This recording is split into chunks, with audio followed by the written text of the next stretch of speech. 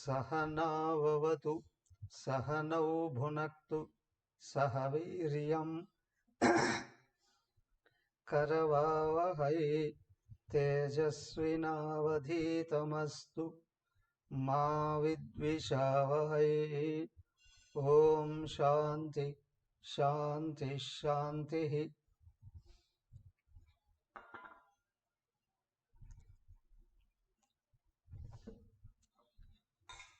ओम गुरुर्ब्रह्मा गुरुर्विष्णुः गुरुर्देवो महेश्वरः गुरुरेव परं ब्रह्म तस्मै श्री गुरवे नमः। ओम भद्रं कर्णेभिः शृणुयामदेवाः भद्रं पश्येमाक्षभिर्यजत्राः स्थिरैरङ्गैस्तुष्टुवांसस्तनूभिः व्यशेमदेवहितं यदायुः। स्वस्ति न इन्द्रो वृद्धश्रवाः स्वस्ति नः पूषा विश्ववेदाः स्वस्ति नस्तार्क्ष्यो अरिष्टनेमिः स्वस्ति नो बृहस्पतिर्ददातु।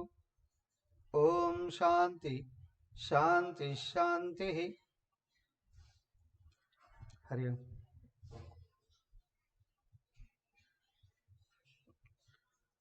మాండుక్యోపనిషత్ 3వ అధ్యాయం అద్వైత ప్రకరణం 8వ కారిక వరకు వచ్చాం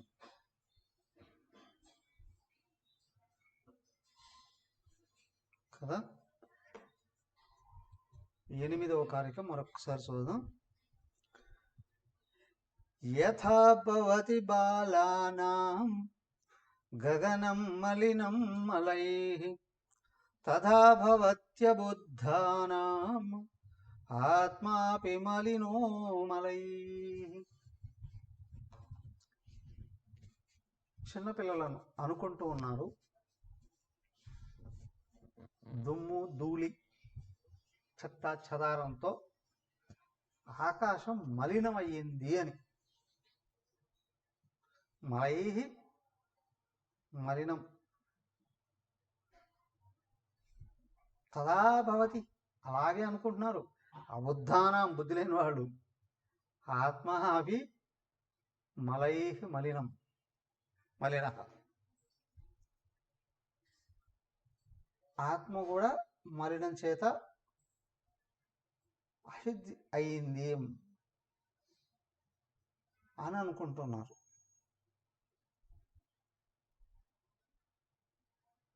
సంస్కారాల చేత మలినమయ్యింది, అజ్ఞానం చేత మలినమయ్యింది అని.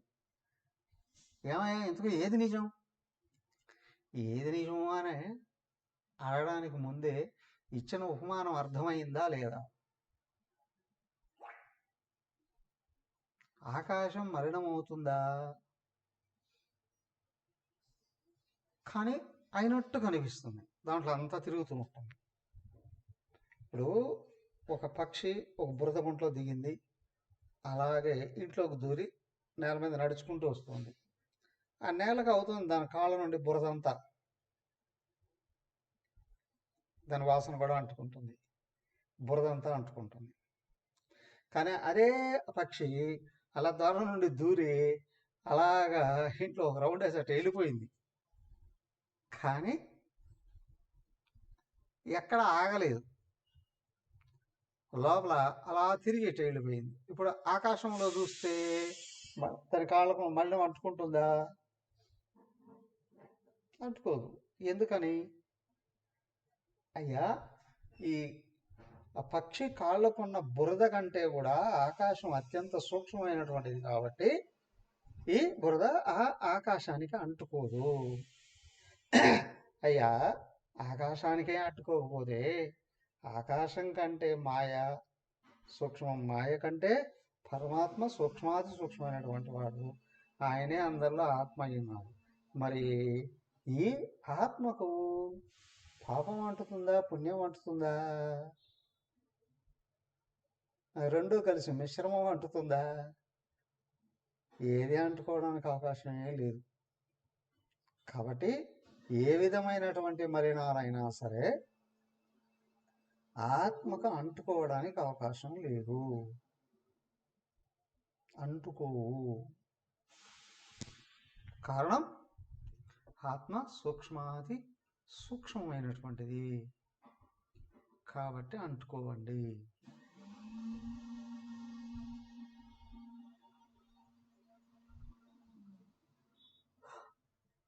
మరి అలాంటిది ఆత్మకు పాపాలు పుణ్యాలు ఉన్నాయా? లేవు. సుఖ దుఃఖాలు ఉన్నాయా? లేవు. మానవమానాలు ఉన్నాయా? లేవు. లాభ నష్టాలు ఉంటాయా? అసలే రావు కదా. కారణం ఏంటి? అవన్నీ స్థూలమైనటువంటివే ఆత్మ కంటే. ఇప్పుడు దేహం కంటే పాపపుణ్యాలు సూక్ష్మం కావచ్చునేమో కానీ ఆత్మ కంటే స్థూలమైనటువంటివే. ఎక్కడి వరకు వస్తాయి పాపపుణ్యాలు? స్థూలమైన శరీరాలకి బాధల రూపంలో ఉంటాయి, కష్టాల రూపంలో ఉండొచ్చు. మనోబుద్ధులకి సుఖ దుఃఖాల రూపంలోనూ మానవమానాల రూపంలోనూ ఉండొచ్చు. వాటి మూలాలు కారణ శరీరంలో ఉండొచ్చు. కానీ కారణ శరీరం కంటే సూక్ష్మమైనటువంటి ఆత్మ చైతన్యానికి ఏ పాపాలు పుణ్యాలు లేవు. ఆత్మ కేవల చైతన్య స్వరూపమే. అవునులేండి, అది అందరికీ తెలుసు. ఓకే, ఇంతకు నీకు బంధాలు ఉన్నాయా? మోక్షం పొందావా? అప్పుడే మాకు మోక్షం ఏంటండి? అవునా? మాకెక్కడొస్తుందండి మోక్షం? ఎంతసేపు చెప్తూ ఉన్నది ఏంటి? గురుదేవులు చెప్తూ ఉండేవాడు, చాలాసార్లు విన్నారు మీరు కూడా. ఓ వ్యక్తికి తను పురుగు అనే భావం వచ్చింది. అవునా? నేను పురుగును అని అనుకుంటున్నాడు. ఎన్ని రకాల వైద్యాలు చేసినా పోదు. ఎందుకో మనసులో పడ్డాడు, ఆ భావం తొలగించుకోగలగాలి. అలాగే ఇక్కడ కూడా ఏంటంటే సచిదానంద స్వరూపుడైనటువంటి జీవుడు పరమాత్మలో ఏకమైనటువంటి వాడు భగవంతుడి కంటే అన్యంగా ఉన్నానని, దేహమనోబుద్ధులై ఉన్నానని, ఈ దేహమనోబుద్ధులు చేసే కర్మలన్నీ తనకు అంటుతాయని, అవునా, అవి అనుభవించేటువంటి తనకే సంబంధించినటువంటివని అని అనుకోవడం మరి జ్ఞానమా అజ్ఞానమా? సో ఇది నిజమే కాదండి.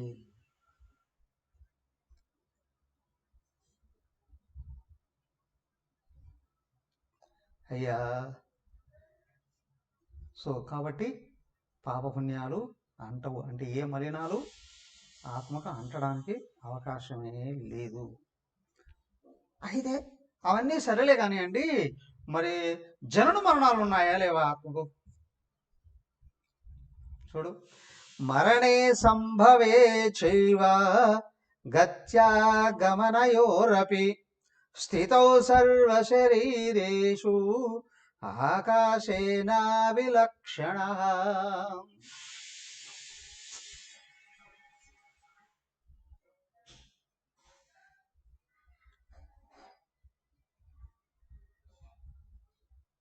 మరణే సంభవే చైవ, మరణం సంభవించినప్పటికీ కూడా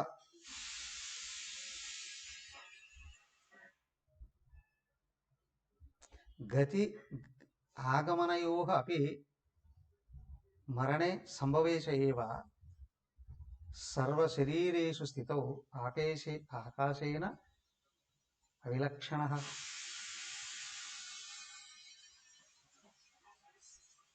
డిస్టర్బెన్స్ వస్తుందా? హరి ఓం.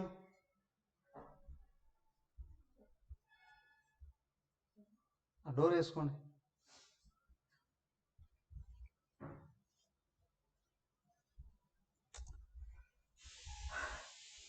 ఆకాశేన అవిలక్షణః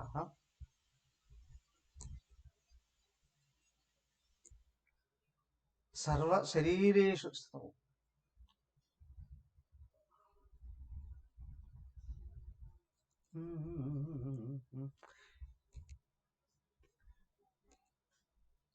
ఆత్మకు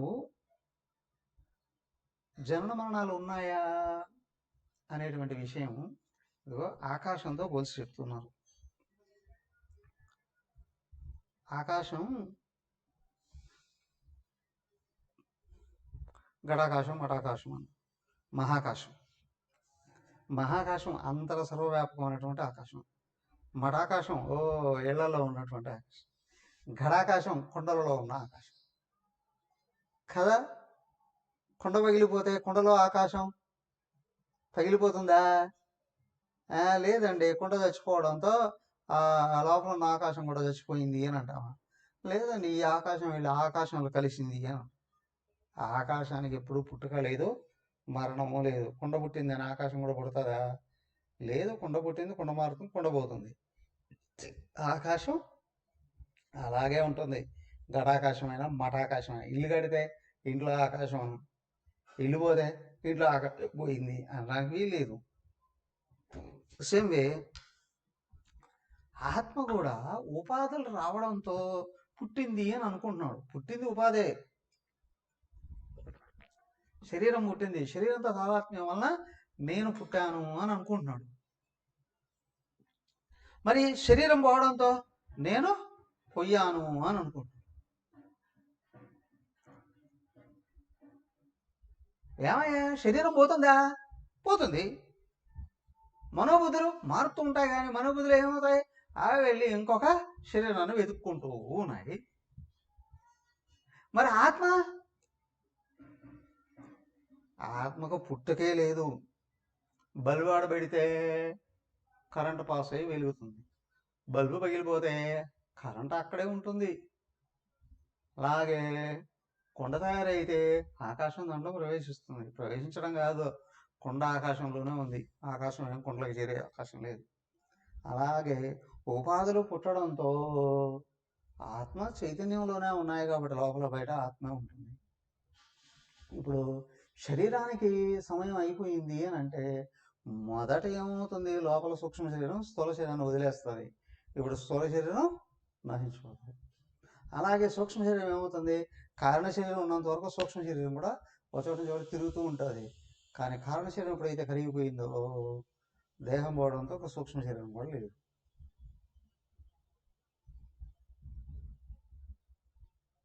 మరి ఆత్మ ఎప్పుడూ ఉంది. సంభవే మరణేచ ఏవ గత్యాగమనయోరభి. పుట్టడము, సావడము, పోవడము, రావడము, సర్వశరీరేషు స్థితవు. ఎదుగో ఈ శరీరాల్లో కనిపిస్తూ ఉన్నాయి, కానీ ఆ శరీరాల్లో ఉన్నటువంటి ఆత్మకు అవన్నీ ఏమీ లేవు, అవకాశమే లేదు అంతా కూడా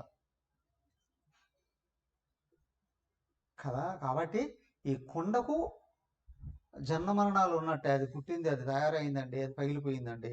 సేమ్ వే శరీరం తయారైందండి, శరీరం పగిలిపోయిందండి, అది శరీరం మరణించిందండి. అంతేగాని ఆ కొండలో ఉన్న ఆకాశానికి ఏ విధంగానో జనన మరణాలు లేనట్లే ఎదుగో అంతర్గతంగా ఉన్న ఆత్మకు కూడా ఏ జనన మరణాలు లేవు.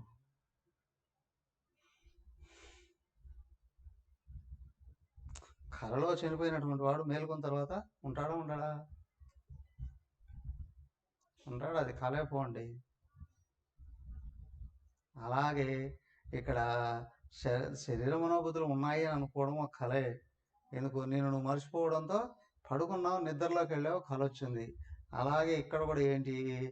నువ్వు ఆత్మాన్ని మర్చిపోయావు, దేహం అని భావించుకుంటున్నావు. మేల్కోవడంతోనే నేను దేహం అని అనుకుంటున్నావు. ఆ దేహం పోవడంతో అది సరే, కానీ అది ఎట్లా తెలుస్తుంది? స్వప్నంలోకి వెళ్ళడంతో ఈ స్థూల శరీరాన్ని మర్చిపోతున్నాగా. గాఢనిద్రలోకి వెళ్ళడంతో స్థూల సూక్ష్మ శరీరాలు రెండింటినీ మర్చిపోతున్నాగా. ఏ అనుభవాలు ఉండట్లేదుగా, కేవలంగా ఉంటున్నావుగా. అక్కడ అనుభవం ఎడ తెలిసింది? మేల్కొన్న తర్వాత అంటున్నావు కదా, హాయిగా నిద్రపోయానండి. నిద్రపోయావో లేదో పక్కన పెట్టు. ఎలా ఉన్నావు? అక్కడ సుఖంగా ఉన్నా. ఎలా వచ్చింది సుఖం? ఎవడిచ్చాడు నీకు? ఎవడు లేడు ఇవ్వడానికి అక్కడ. మరి ఎక్కడి నుంచి తీసుకొని దాచుకోమన్నా అంతకుముందు ఏమన్నా? అది కూడా ఏమీ తెలియట్లేదు అక్కడ. కానీ నాకు సుఖం వచ్చిందండి. ఎలా? ఉన్నది అదే, నీ స్వరూపమే అయ్యింది.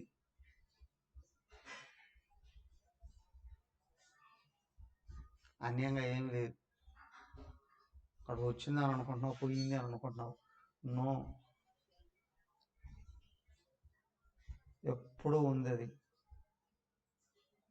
అది పోయేది కాదు, వచ్చేది కాదు. ఏంటి? అది నువ్వే అయి ఉన్నావు. నేను ఈ డౌట్ కారణశరీరంలోకి వెళ్ళినప్పుడు గాఢ నిద్రలో, కానీ అక్కడ అనుభవం ఏంటో నువ్వు వ్యక్తం చేయలేకపోతున్నావు. కానీ అక్కడ అనుభవాన్ని వ్యక్తం మేల్కొన్న తర్వాత చెప్తూ ఉన్నావు కదా, హాయిగా సుఖంగా ఉన్నాను అనే విషయాన్ని చెప్తున్నావు కదా. ఎలా చెప్తున్నావు? అక్కడ కానీ నువ్వు లేకపోతే, నువ్వు అక్కడ లేకపోతే అక్కడ జరిగిన విషయం నీకెలా తెలుస్తుంది? ఉన్నాను, ఎలా ఉన్నావు అది తెలియట్లేదు. ఎలా ఉన్నాను అనే విషయం తెలియట్లేదు, కానీ ఉండడం మాత్రం తెలుస్తుంది. ఎందుకో అక్కడ ఏం అనుభవించావో వ్యక్తమైన తర్వాత చెప్తూ ఉన్నాం. హాయిగా సుఖంగా రిలాక్స్డ్గా ఉంది అనే విషయం నువ్వు మేలుకున్న తర్వాత చెప్తూ ఉన్నావు. అక్కడ నువ్వు ఉంటేనే కదా ఇక్కడ చెప్పేది. అక్కడ ఈ స్థూల ప్రపంచం లేదు, ఆ స్వప్న ప్రపంచము లేదు. ఈ స్థూల శరీరం లేదు, ఆ సూక్ష్మ శరీరము లేదు. కానీ నువ్వు ఉన్నావు కాబట్టే నీకు తెలుస్తుంది. ఎలా ఉన్నావు? నువ్వు ఉన్నావు, తెలియట్లేదు అంతే. ఇదిగో శాస్త్రం చెబుతుంది, అయ్యా స్థూల సూక్ష్మ శరీరాల్లోకి వెళ్ళేటప్పటికి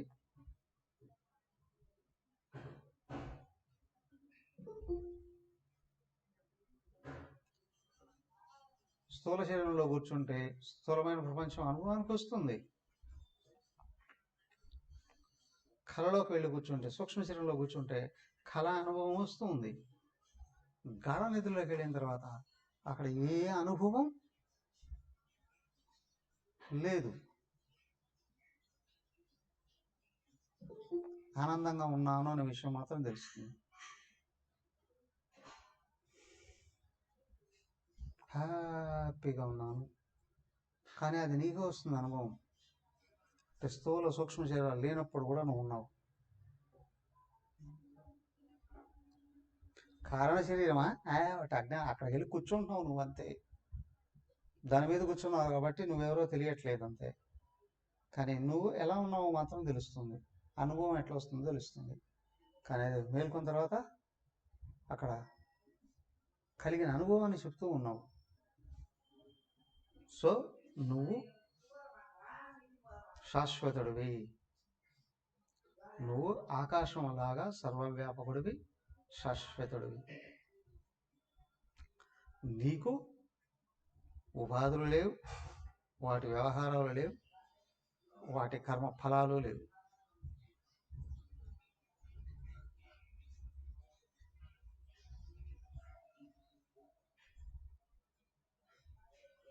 బట్ నువ్వు మాత్రం ఉన్నావు, అవునా కాదా?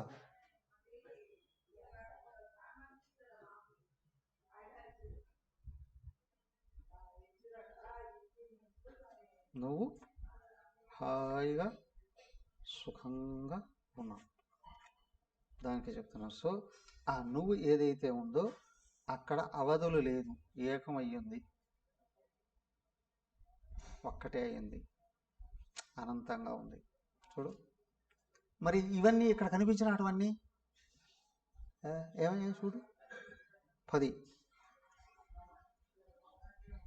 సంఘాతాః స్వప్నవత్ సర్వే ఆత్మమాయా విసర్జితా ఆధిక్యే సర్వసామ్యేవ నోపపత్తిర్వివిధ్యతే. స్వప్నవత్తు సర్వే సంఘాతాః ఆత్మమాయా విసర్జితాః.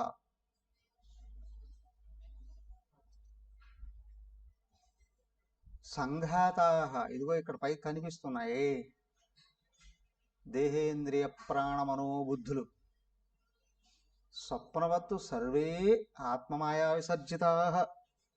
స్వప్నంలో లాగా ఇవన్నీ కూడా ఆత్మ యొక్క మాయ చేత సృజించబడినటువంటివి. విసర్జితా చేసేయి అంతే.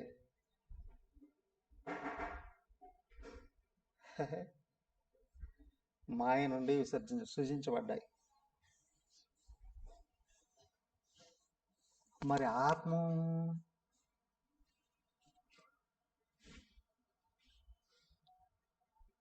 సర్వసామే ఆధిక్యేవానోపపత్తిర్విద్యతే.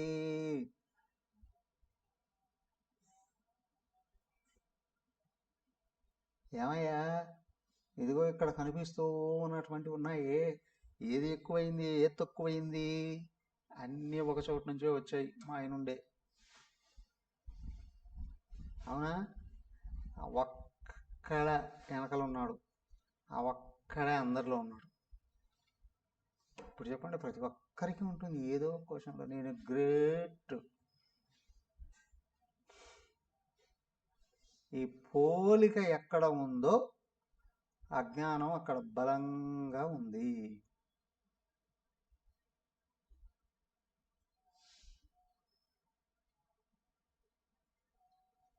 ఎక్కడ అజ్ఞానం ఉందో అక్కడ అహంకారం ఉంది.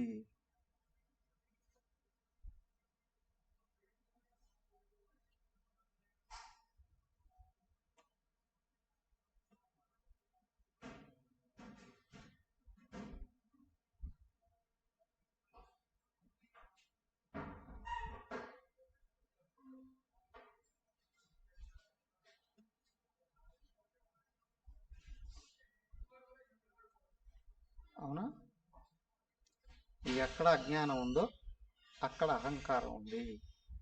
ఎక్కడ అహంకారం ఉందో అక్కడ భేద దృష్టి ఉంది.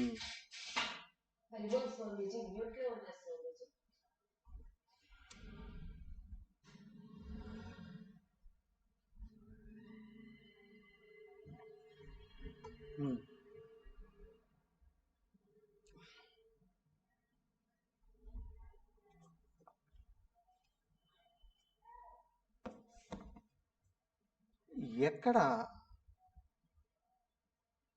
జ్ఞానం ఉందో అంతా ఒకటిగానే కనిపిస్తుంది తన స్వరూపంగా. జ్ఞానం మరుగైందా అజ్ఞానం పైకి వస్తుంది.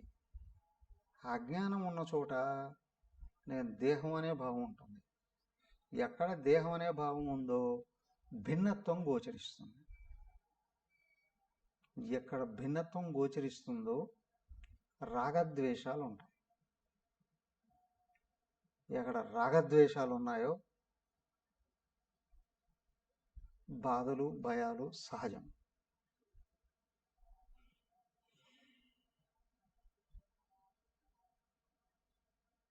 అవునా? అయితే మళ్ళీ పైకి వెళ్ళాలంటే ఎలా? ఇదే గొలుసు పట్టుకొని పైకి ఎక్కడమే. నువ్వు బాధల నుండి బయటపడాలి అని అనుకుంటున్నావు కదా, కానీ మనసు తిరగబడింది అంటే అది వెలికెలబడింది అని అనుకో. అప్పుడేం చేస్తుంది? తన బాధలకు కారణం ఎవరినో వెతుక్కుంటుంది. వాడిని ఎట్లా దెబ్బ కొట్టాలా, వాడిని ఎట్లా నాశనం చేయాలా, వాడిని ఎట్లా తుక్కేయాలా, వాళ్ళు ఎట్లా పతనం చేయాలా, వాళ్ళ ఇంకొంచెం పెరిగితే వాళ్ళని ఎట్లా చంపేయాలా. అది ఇంకా పెరిగితే వాళ్ళ రక్త మాంసాలే కాదు ఎముకలు కూడా లేకుండా చేసేది ఎట్లా. జరుగుతున్నాయి లేదా? అవునా? ఆయనగా ఇవన్నీ పోవాలంటే ముందు రాగద్వేష వియుక్తయిస్తు విషయాన్ ఇంద్రియైశ్చరన్ ఆత్మవశ్యైర్విధేయాత్మ ప్రసాదమధిగచ్చతి. అసలు రాగద్వేషాల నుండి బయటపడి ఇంద్రియై విషయేశ్వరన్, ఈ ఇంద్రియాలకు విషయాలు ఏందున్న రాగద్వేషాల నుంచి బయటపడి ఆత్మవశ్యై మనసును పూర్తిగా నిగ్రహించి, అంటే ఆలోచనలు నిగ్రహించి విధేయాత్మ లోపల ఉన్నటువంటి ఆత్మ దగ్గర సరెండర్ అయి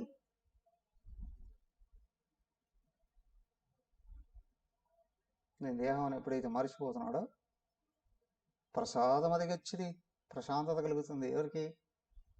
ఎవరికి ప్రశాంతత వస్తుంది? ఆలోచనల నుండి సంపూర్ణంగా నిర్గమించిన వాడికి.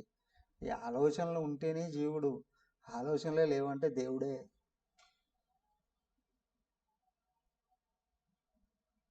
గాఢ నిద్రలో కూడా దేవుడే, కానీ తెలియదు అంతే. కానీ తెలిసినప్పుడు ముక్తుడే కదా. కాబట్టి రాగద్వేషాలు పోవాలంటే భేద దృష్టి పోవాలి. అందరూ ఒకటే అని తెలిస్తే భేద దృష్టి పోవాలంటే ఏం చేయాలి? నేను ఈ దేహం అని కొట్టేయాలి, తీసేయాలి, తొలగించుకోవాలి. దేహం నేననే భావాన్ని తొలగించుకోవాలి. ఈ దేహం నేననే భావం పోవాలంటే దేహం నేను అనుకోవడం అజ్ఞానం నుండి పుట్టిన అహంకారం రా బాబు. ఇది పోవాలంటే ఎట్లా? నిజాన్ని తెలుసుకుంటేనే ఇక్కడికి వచ్చి ఆగిపోవడం అనేది జరుగుతుంది. దానికి గురు సేవ చేస్తూ శాస్త్రాన్ని లోతుగా అధ్యయనం చేసి తపోమయ జీవితంతో లోపల శుద్ధి చేసుకోగలిగినప్పుడు నేను దేహానికి అన్యంగా ఉన్నాను అనే స్పృహ బయటకు వస్తుంది.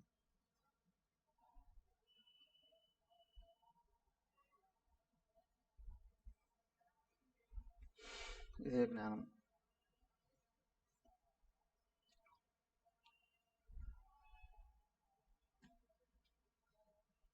అప్పుడే ఇదిగో భయాలు పోతాయి. సర్వే సంఘాతాః స్వప్నవతు. అయ్యా, అన్ని రకాల శరీరేంద్రియ ప్రాణమనో బుద్ధులు స్వప్నవతు, కళ లాంటివే. ఆత్మమాయ విసర్జిత, ఆత్మ యొక్క మాయ సృజించిందంతే. ఇవన్నీ ఏవి నిజం కాదు.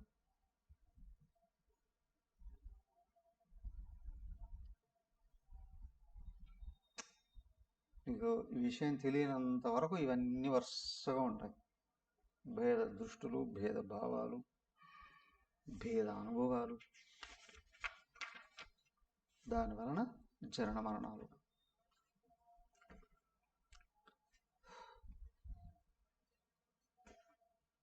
నేను నువ్వు గుర్తిస్తే ఇవన్నీ పోతాయి. ఎలా అండి గుర్తించేది? అది ముఖ్యమైనటువంటి విషయం. ఎప్పుడు ఆయన రమణ మహర్షుల వారు చెప్పేవారు,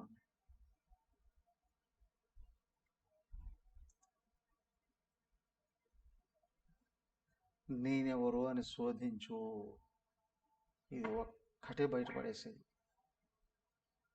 అయితే మనది జ్ఞాన మార్గం. ఆత్మ విచారణతోనే బాధల నుండి బయటపడడం జరుగుతుంది.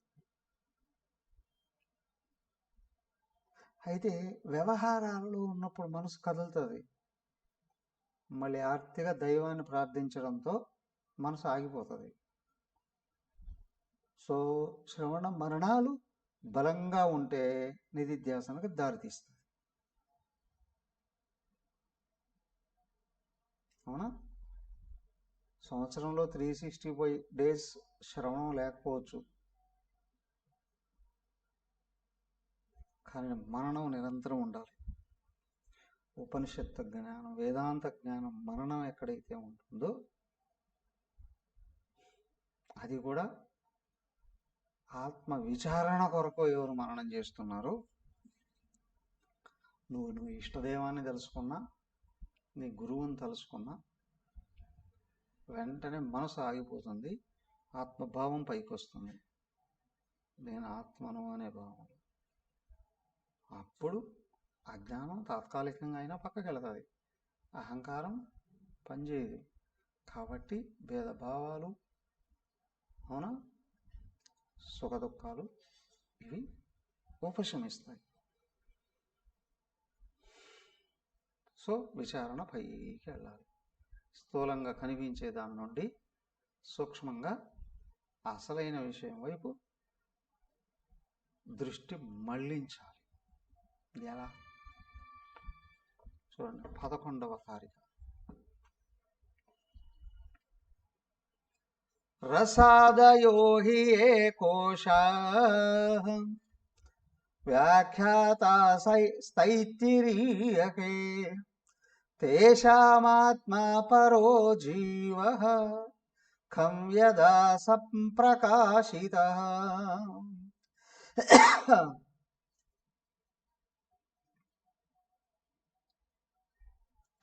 అయ్యా, రస ఆదయః హి ఏ కోశాః వ్యాఖ్యాతాః తైత్తిరీయకే. ఇదిగో తైత్తిరీయ ఉపనిషత్తులో ఈ కోశాలు ఒక్కొక్కటి ఒక్కొక్క స్థాయిలో వ్యక్తమవుతూ ఉంటాయి అని ఏవైతే వివరించి ఉన్నారో కదా, వాటినన్నిటినీ వాటి సారాన్ని విచారణ చేయాలి, ఒకదాని దాటాలి. తేషాం ఆత్మా పరః.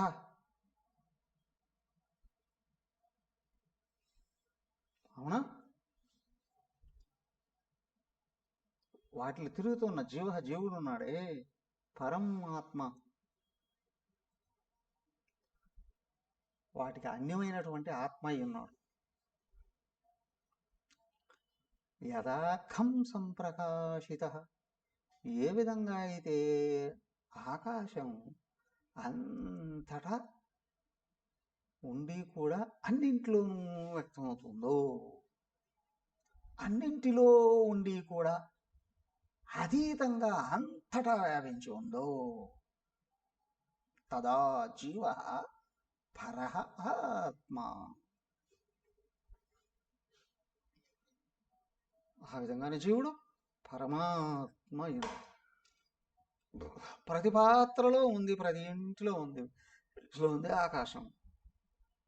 ఎక్కడ ముక్కలైపోదు, అన్ని దాంట్లోనే ఉన్నాయి, అన్నింట్లోనూ అది ఉంది, ఒక్కటే అయింది.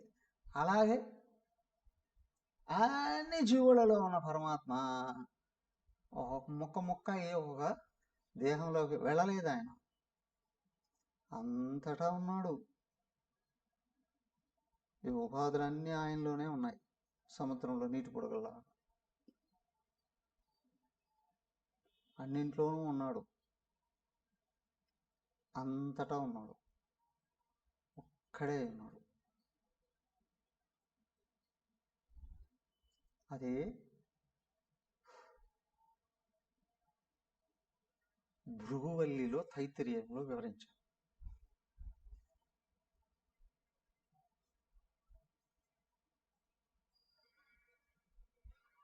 గురుగారు శిష్యుడికి చెప్తూ ఉంటాడు, అయ్యా ఇదే ఆత్మ అని స్థూల శరీరం గురించి చెప్తాడు.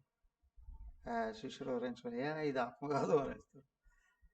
అవునరా, దీనికంటే అతీతంగా ఉంది, ప్రాణమయ కోశం, అది ఆత్మ అంటాడు. శిష్యుడు తపస్సు చేసి గుర్తించో ఇది కూడా ఆత్మ కాదు అంటాడు. అవునవునరా, దానికి ఆధారం అయింది మనోమయ కోశం, అది ఆత్మ అంటాడు. ఆయన మళ్ళీ తపస్సు చేసి చీతికాడ కాదు అంటాడు. తర్వాత విజ్ఞానమయం, తర్వాత ఆనందమయం, తర్వాత అతీతంగా పరమాత్మ ఏకంగా అంతటా ఉన్నాడు, గుర్తిస్తాడు చెమ్ము వారికి. అలాగే ఒక్కొక్కటి ఇదిగో కోశాలు ఒకదాని లోపల ఒకదానికంటే సూక్ష్మంగా, ఒకదానికంటే విశాలంగా ఇంకొకటి ఉంది.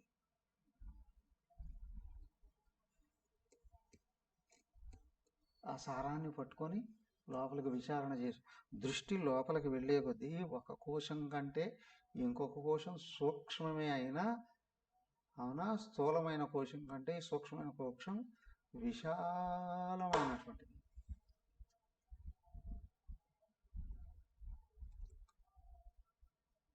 అన్నమయ కోశం కంటే ప్రాణమయ కోశం విశాలం, పట్టు కనిపించదు, సూక్ష్మం. ప్రాణమయ కోశం కంటే మనోమయ కోశం ఇంకా విశాలం, బట్ సూక్ష్మం. మనోమయ కోశం కంటే విజ్ఞానమయ కోశం ఇంకా సూక్ష్మము, విశాలం. విజ్ఞానమయ కోశం కంటే ఆనందమయ కోశం, అది ఒకటే అక్కడ అంతటా ఉన్నటువంటిది. ఆనందమయ కోశం కంటే సూక్ష్మమైనది పరమాత్మ. ఆయనే ఇక్కడ స్థూలంగా ఉన్న ప్రతి ఉపాధిలో వచ్చి ఉన్నాడు.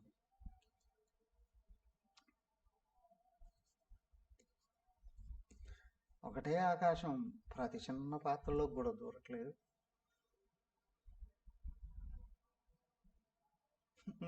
అంత పెద్దది దీంట్లో ఎట్లా దూరిందండి?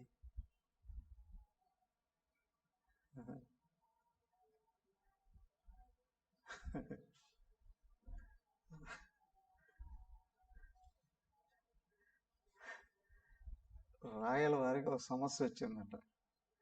అష్టదిగ్గజాల ముందు పెట్టారు. అయ్యా పిల్లలు ఏడుస్తూ ఉంటే ఏం చేయాలి? ఎవళ్ళు ఏది అడిగితే అది ఇచ్చేస్తే సరిపోతుంది కదా. రామకృష్ణపురం ఈయనున్నాడు, తెనాలి రామకృష్ణ. అది ఎట్లా కుదురుతుంది? వీలు కాదండి. వాళ్ళు అడిగినట్టన్నీ ఇవ్వడానికి వీలు కాదండి.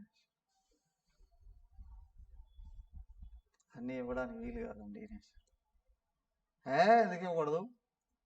ఆంధ్ర అష్టదిగ్గజాలు మొత్తం చెప్పారు, వచ్చేయచ్చు. తెనాలి రామకృష్ణ చెప్పాడు, అయ్యా ఈరోజు మా మనవాడిని ఏదో వాడు బొమ్మలు కావాలి అని అంటే మార్కెట్కి తీసుకెళ్ళా. వాడికి కావాల్సినవన్నీ కొనిచ్చా. అవునా, వాడేమో ఇంత పాత్ర ఒకటి కావాలన్నాడు, కొనిచ్చా. దాని తర్వాత ఇంత ఏనుగు కావాలి అన్నాడు, ఆ బొమ్మ కూడా కొనిచ్చా. ఆ తర్వాత మళ్ళీ వాడు ఏడుస్తున్నాడు, ఏమిటి అంటే ఆ ఏనుగుని తీసుకొచ్చి పాత్రలో వేసుకున్నాడు.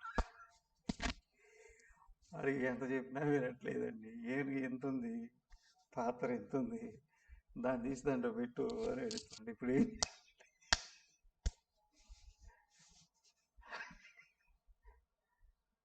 నోరు మూసారు అందరూ.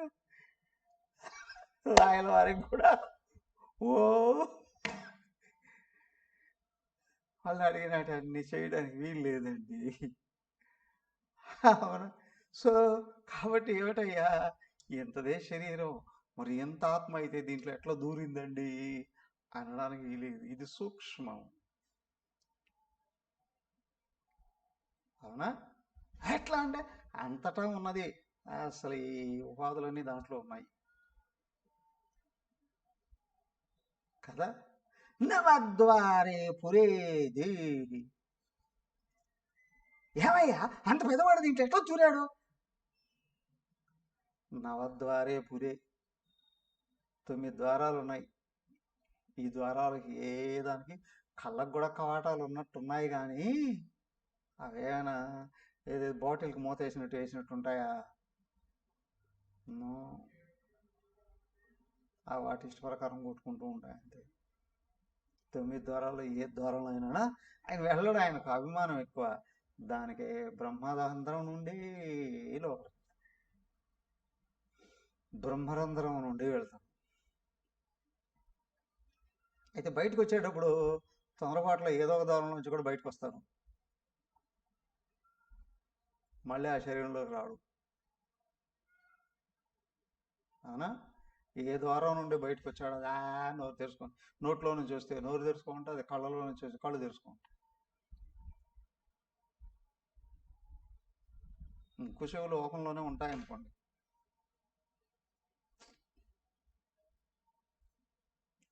కానీ ఈయన ప్రవేశించడం నిర్గమించడం కాదు, ఉపాధే ఆయనలో. అలా బెలూన్ తీసుకున్నాం, గాలి కొడుతున్నారు.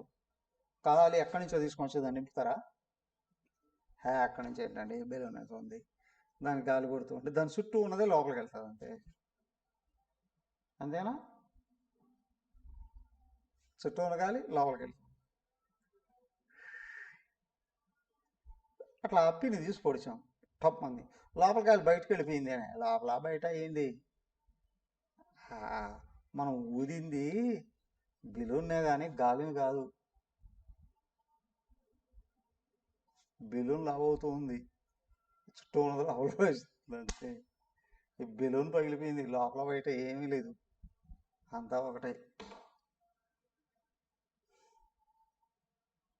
అంతటా ఉన్నది ఒక్కటే, రెండు లేవు అక్కడ. ఎస్, అవునా కాదా? తేషాం ఆత్మా పరః జీవ ఖం యదా సంప్రకాశ. జీవుడు ఆత్మీయ అయి ఉన్నాడు, వేరే ఏం లేదు. ఆకాశం ఒక్కటే అయింది. జీవుడు కూడా సర్వవ్యాపకుడైన పరమాత్మయే అయ్యున్నాడు. కాకపోతే ఉపాధులతో ప్రపంచంతో తాదాత్మ్యం ఉపాధులు ఇరుక్కుపోయేటట్టు చేస్తుంది. నీ ప్రపంచం మీద ఎంత తాదాత్మ్యం ఉందో నువ్వు ఉపాధులతో అంత గట్టిగా ఇరుక్కుపోయేటట్టు చేస్తుంది. నువ్వు ప్రపంచం మీద తాదాత్మ్యం లేకుండా ఎప్పుడు ఎక్కడ ఏ పని చేస్తూ ఉన్నా ఆత్మ అన్వేషణలోనే దృష్టి నిలబెట్టగలిగేటట్లయితే ఎక్కడ అతుకుపోవు. లోపల నుంచి ఉత్సాహం పొంగి పొర్లు వస్తూ ఉంటుంది. ఎందుకు? అంతటా అందరిలో ఉన్న ఆయన చూడాలి. అది కూడా తన స్వరూపంగా భావించావో రాగం లేదు, ద్వేషం లేదు. ఇంద్రియ విశేషరన్ రాగద్వేషయుక్త.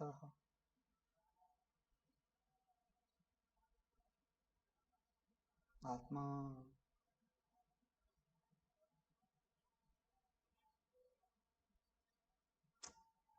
నేను దేహం అనుకుంటే బయట రాగం ద్వేషం, కొన్నిటికి ఇష్టం కొన్ని అయిష్టం వస్తుంది.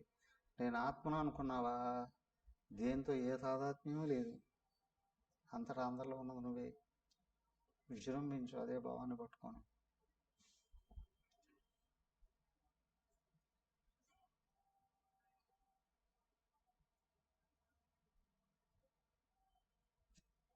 అంతటా నిన్ను నువ్వు చూసుకునే అవకాశం వస్తుంది. ఇదే నిజం, ఇదే ఆత్మాన్వేషం.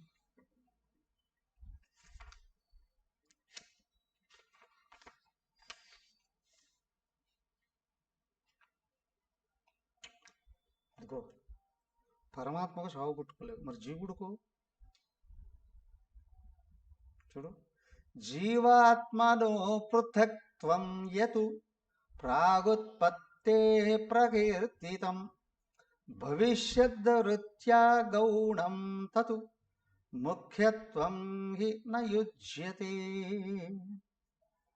అయితే శాస్త్రాల్లో వేదాల్లో కూడా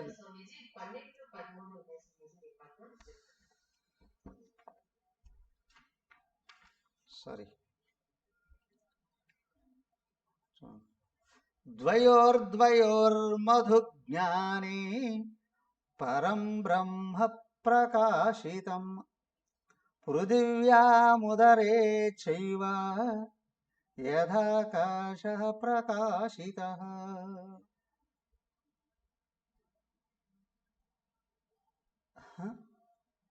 అయితే ఏమండి, ఆత్మ అంతా ఒకటి అని అన్నప్పుడు అంతటా ఆత్మ ఉందని అంటున్నారు కదా, నిజమే కదా.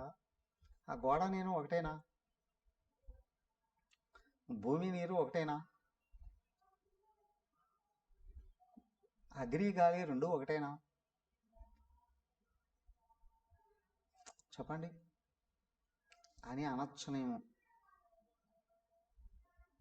అయ్యా ఇవన్నీ చెప్తున్నా, అవన్నీ జడము అని, ఇవన్నీ చైతన్యము అని. చూడు, ద్వయోః మధుజ్ఞానే పరం బ్రహ్మ ప్రకాశితం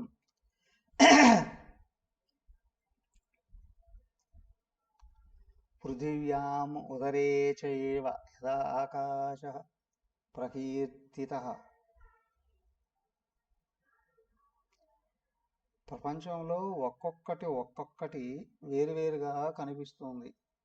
ఒక్కొక్క వస్తువు ఒక్కొక్క రకంగా కనిపిస్తుంది. భూమి ఒక రకంగా ఉంటుంది, నీరు ఇంకొక రకంగా ఉంటుంది. భూమి ఒక చోటు నుంచి ఒక చోటుకి వెళ్ళేది, నీరు ఇంకో చోటు నుంచి ఒక చోట పరిగెత్తుకుంటూ వెళ్ళిపోతుంది. అవునా? అగ్ని ఎక్కడ ప్రవేశిస్తే అది కాల్చి పారేస్తుంది, వాయువు ఎక్కడ ప్రవేశిస్తే అక్కడ బతికిస్తుంది. మరి అన్నీ ఒకటే అని ఎలా అంటామండి?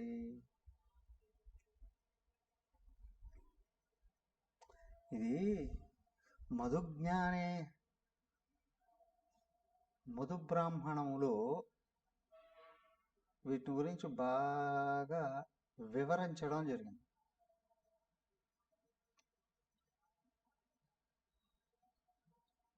చాందోగ్యోపనిషత్తులో మధు బ్రాహ్మణం, బృహదారణ్యోపనిషత్తు దాని గురించి బాగా వివరించడం జరిగింది. అయ్యా ఇక్కడ అది వేరు, ఇది వేరు, ఇది వేరు, ఇది వేరు. వాటి ఒక నేచరే వేరు వేరు కనిపిస్తూ ఉంటే అన్నిట్లో ఒకటేగా ఉందని ఎలాగా అంటావయ్యా? సరే కానీ ఒక్క విషయం చూడు, భూమి మీద ఆకాశం ఉంది, పొట్ట లోపల ఆకాశం ఉంది, అవునా? పొట్ట లోపల ఆకాశం చిన్నది, కోర్స్ ఆ పొట్టలో ఏ విధమైన వస్తువులు ఉన్నాయో అలా వాసనలతో కూడా ఉడి ఉండొచ్చు, కానీ ఆకాశం స్వభావం కాదు. అక్కడ ఉన్నది ఖాళీ అయిన ఆకాశమే, ఏదో భూమి మీద బయట కనిపిస్తూ ఉన్నటువంటిది కూడా ఆకాశం ఒకటే. కానీ పదార్థాలు దాంట్లో ఒకసారి అట్లా కదులుతూ కదులుతూ వాటి స్వభావాన్ని కొంచెం సేపు అక్కడ ఇస్తే ఇవ్వచ్చు. ఇప్పుడు గాలికి ఏ వాసన ఉంది? గాలి ఏ వాసన లేదు గాలికి. అదేదో మురికి గుంటల మీద నుంచి వచ్చింది అనుకోండి, ఆ పక్కన ఉన్న వాళ్ళకి దుర్గంధాన్ని ఇస్తుంది. అదే గాలి కొంచెం దూరం వెళ్ళిపోయిన తర్వాత దాన్ని వదిలేస్తుంది. ఇదే గాలి ఇంకో కొంచెం వెళ్ళిపోయిన తర్వాత మంచి పూల తోటలు ఉన్నాయి అని అనుకోండి, ఆ పూల తోటలో ఉన్నటువంటి ఆ గంధాన్ని అలాగే తీసుకెళ్ళిపోయి కొంచెం దూరం ఇస్తుంది. అది కొంచెం దూరం తర్వాత అది కూడా వదిలేసి వెళ్ళిపోతుంది. ఇంతకు గాలికి ఏ వాసన ఉంది? ఏం లేదు. అది అట్లా ప్రవహిస్తూ ఉంటుంది కాబట్టి ఒక చోటు నుంచి ఒక చోటు మీద ఇంకొక రకంగా కనిపిస్తున్నట్టుంటుంది అంతే. అలాగే ఇక్కడ కూడా లోపల బయట ఉన్న ఆకాశం ఒకే విధంగా ఉన్నట్లే జడంలోనూ జీవరాశుల్లో కూడా ఆత్మ ఒక్కటే, కాకపోతే జడ స్వరూపాలలో అన్ని కళలు వ్యక్తం కావు, సత్తా మాత్రమే వ్యక్తం అవుతుంది. జీవరాశులలో చిత్తు కూడా వ్యక్తం అవుతుంది. చిత్తు ఎక్కడైతే వ్యక్తమైందో రకరకాల అనుభవాలు వస్తాయి. కేవలం సత్తా ఉన్న చోట అనుభవాలు లేవు. చిత్తు వచ్చినప్పుడు రకరకాలు, అది దైవిక అనుభవాలు, అది భౌతిక అనుభవాలు, ఆధ్యాత్మిక అనుభవాలు, అలాగే తాపాలు కూడా, దైవిక తాపాలు, భౌతిక తాపాలు, ఆధ్యాత్మిక తాపాలు, ఇవి అవి కూడా అనుభవానికి వస్తాయి. ఇప్పుడు చైతన్యం ప్రసరించే చోటు, ప్రవేశించడానికి అవకాశం ఉన్న చోట్లు. భూమిలో నీరు ప్రవేశిస్తుంది, రాతిలోకి వెళుతుందా? వర్షం పడింది, భూమిలో ఇంకిపోతుంది, రాతిలో ఇంకిపోతుందా? రాతి లోపలికి వెళ్ళలేదు. దాని నేచర్ ఇది, దీని నేచర్. కానీ అక్కడ సత్తా ఉంది, ఇక్కడ సత్తా ఉంది కదా. అలాగే అంతటా అన్నింట్లోనూ ఆత్మసత్తా ఉంది. కానీ ఇక్కడ జీవరాశులు అన్నప్పుడు చిత్తు కూడా ప్రవేశిస్తుంది. చిత్తు ఎప్పుడైతే ప్రవేశిస్తూ ఉందో అనుభవాలు అనేటివి రకరకాలుగా ఉంటాయి. సుఖము దుఃఖం రకరకాలైన అనుభవాలు వ్యక్తం అవుతాయి. కానీ చిత్తు లేని చోట అనుభవాలు రావు, అంతే. కేవలం సత్తా మాత్రమే ఉంది కాబట్టి. ఏమయ్యా, ఆకాశం అంతటా అన్నింటిలో ఉన్నట్టే ఆత్మ కూడా అన్నింటిలో అంతటా ఎల్లప్పుడూ ఉంది. ఏమంటారు? మీరే అన్నారు కదండి ఏమని, అన్నీ ఒకటే అని. అంతటా అన్నింటిలో ఉన్న ఆత్మ ఒకటే అన్నాం, కానీ అన్ని ఉపాధులు అనలేదు. సో జీవాత్మరోరనన్యత్వం అభేదేన ప్రశస్యతే, నానాత్వం నింద్యతే యచ్చ తదేవం హి సమంజసం. సో కాబట్టి ఏమిటి అనంటే, జీవాత్మనః అనన్యత్వం, జీవాత్మలు అనేకం ఉన్నాయి, జీవులు అనేకం అని అంటున్నారే, ఇదంతా ఏకమే. ఒకలో ఉన్న జీవుడు ఇంకొకటిలో ఉన్న జీవుడు వేరు వేరు కాదు, కానీ ఉపాధుల్లో వ్యక్తమయ్యే అనుభవాలు వేరు, ఉపాధుల యొక్క స్వభావాలను బట్టి. కానీ అన్ని ఉపాధులలో ఉన్నటువంటి జీవుడు ఒకడే. అభేదేన ప్రశస్యతే, ఒకరిలో ఉన్నవాడు ఇంకొకరిలో ఉన్నవాడికి భేదం లేదు, ఒక్కడే అయి ఉన్నాడు. నానాత్వం ఏతచ నింద్యతి,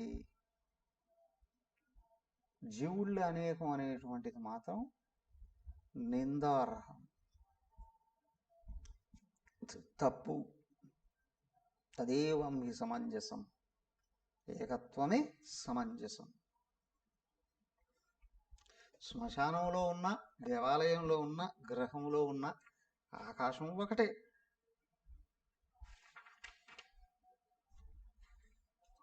అలాగే పశువులలో ఉన్న, పక్షులలో ఉన్న, మనుషులలో ఉన్న, దేవతల్లో ఉన్న అయ్యా జడమైన వస్తువులకు ఆధారం అయి ఉన్నది కూడా ఆత్మ ఒకటే.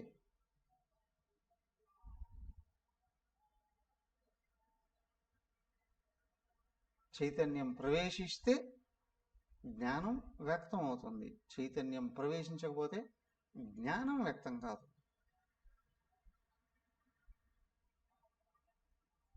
ఆత్మ మాత్రం ఒక్కటే. ఎస్, అవునా కాదా? నేను ఒక్కడినే.